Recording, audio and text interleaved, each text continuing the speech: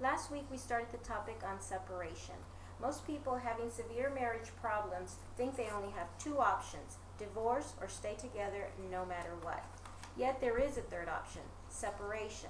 Today we want to talk about separation as a tool for reconciliation. Last week, Mr. Ortega, you read a few passages in the Old Testament Yes. that support the idea of separation. Right. Are there any passages in the New Testament that support the idea? Well, there's 1 Corinthians chapter 7. It says a lot of information about marriage, and one of the things that it says is in verse 10, "And to the married I command, yet not I, but the Lord. Let not the wife depart from her husband." And then verse 11 says, "But, and if she depart, let her remain unmarried, or be reconciled to her husband, and let not the husband put away his wife." So see, reconciliation is a part of what is being talked about here. People can separate from each other for the purpose of reconciliation.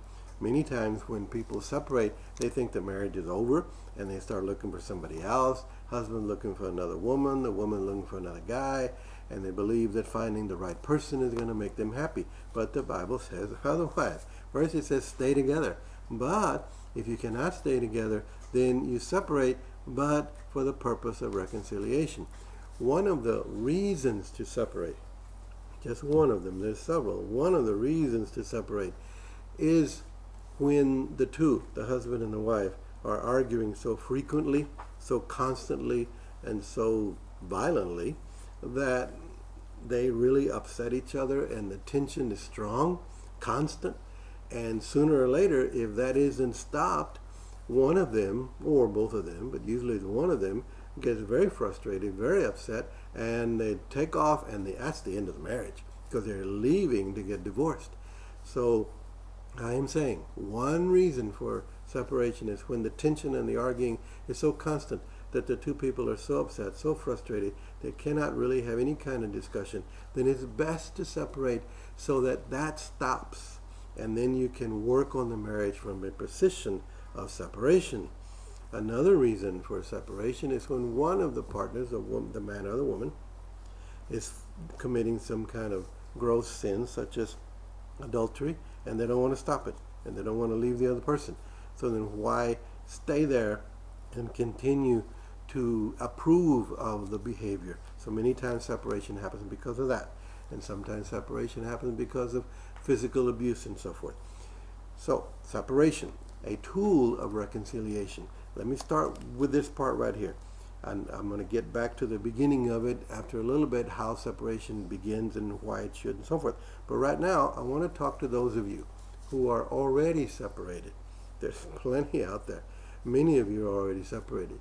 You're separated for a variety of reasons in a variety of ways, and I want to tell you, if you are separated already, and if you have severe problems in the marriage, and those problems you can't even talk about them, nobody's addressing them, etc., and you're separated and you're fed up with what's going on, I want to tell you a few things. Number one, this should be the one and only separation. You should not get back together, try again, let's see if it works this time, and then separate again, and then, well, okay, time went by, let's try it again, and you keep trying it again, and eventually constant, consistent separation ends a marriage by itself. So if you're already separated, let this be the one and only one that you do.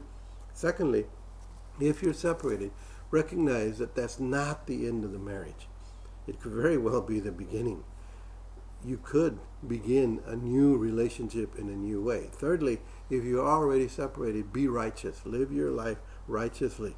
Don't start looking for somebody else. Don't start turning to alcohol, drugs, women, men, whatever. Don't start living a life with sin or disobedience to God. Use this time to enhance your relationship with God, to get more consistent in church, to read the Bible, etc. So there are lots of parts to separation. There's so many that we do have a CD out on that. It's separation for 1 and 2. We're going to tell you a little bit about that. We will continue with the topic of separation. We have a couple of CDs available to help you with this topic. The CDs are Separation 1 and 2 and Coping with the Holidays as a Single Parent. We want to thank you for your time, and please join us next week for the continuation on this topic.